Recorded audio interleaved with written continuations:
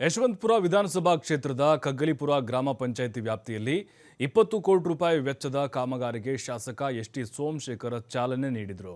ಮಾಜಿ ಸಚಿವ ಹಾಗೆ ಯಶವಂತಪುರ ಕ್ಷೇತ್ರದ ಶಾಸಕ ಎಸ್.ಟಿ. ಸೋಮಶೇಖರ್ ಒಳಚರಂಡಿ ಪಂಚಾಯಿತಿ ನೂತನ ಕಟ್ಟಡ ನಿರ್ಮಾಣಕ್ಕೆ ಶಂಕುಸ್ಥಾಪನೆ ಮಾಡಿದ್ದಾರೆ.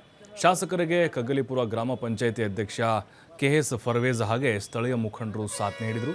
ಈ ಕಾಮಗಾರಿಯಿಂದ ಉದಿಪಾಳ್ಯ, ಉತ್ತರಿ, ಬಾದೇಕಟ್ಟೆ, ದಿಣ್ಣೆಪಾಳ್ಯ, ರಮೇಶ್ ನಗರ ಗ್ರಾಮಕ್ಕೆ ಅನುಕೂಲವಾಗಲಿದೆ.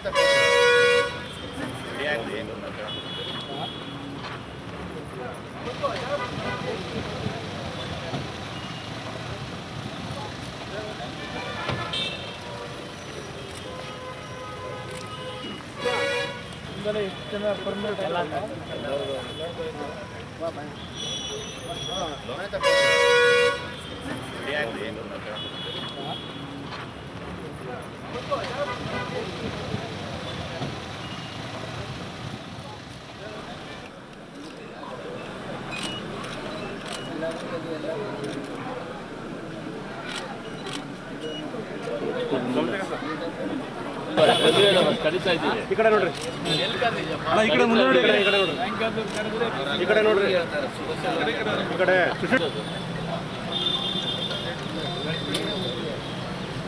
ಬಿಲ್ಡಿಂಗ್ ಬಂದ್ಬಿಡ್ತೀರಿ ವರ್ಷಕ್ಕೆ ಎಲ್ಲರೂ ಸೇರ್ತಿರ್ತಾನೆ.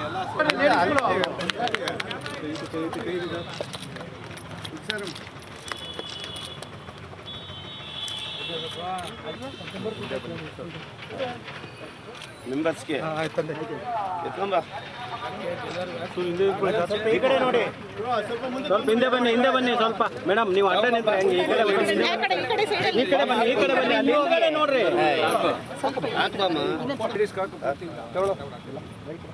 ಹಾಕಿ ಮೇಡಮ್, ಹಾಕಿ.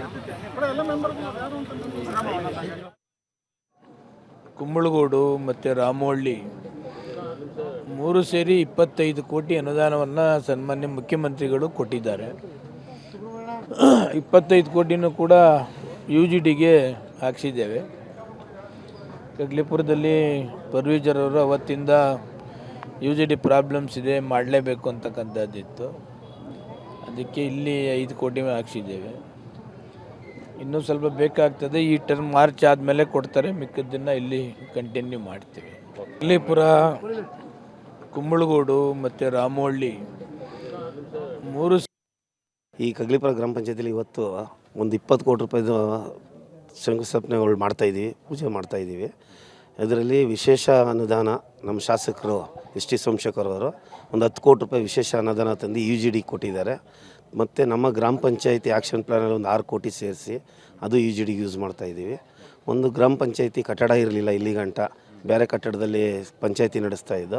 ಇಲ್ಲೆಲ್ಲ 38 ಮೆಂಬರ್ ಇರೋಂಥ ಒಂದು ಗ್ರಾಮ ಪಂಚಾಯತಿ ಇದು. ಅದರಿಂದ ಒಂದು ಕಟ್ಟಡಕ್ಕೂ ಒಂದು 3 ಕೋಟಿ ರೂಪಾಯಿದು ಒಂದು ಬಿಲ್ಡಿಂಗೂ ಇವತ್ತು ಶಂಕುಸ್ಥಾಪನೆ ಮಾಡ್ತಾಯಿದ್ದೀವಿ.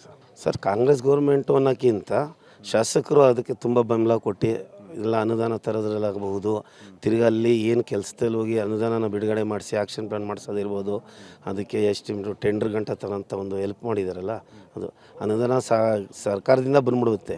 ಮಾತ್ರ ಅದು ಅನುಷ್ಠಾನಕ್ಕೆ ತರೋಕ್ಕೆ ಪ್ರಯತ್ನ ಪಟ್ಟಿರೋದು ಇದಕ್ಕೆಲ್ಲ ಹಿಂದೆ ನಮ್ಮ ಶಾಸಕರು. ಈ ಕಗ್ಲಿಪುರ ಗ್ರಾಮ ಪಂಚಾಯತಿಲಿ ಇವತ್ತು ಒಂದು 20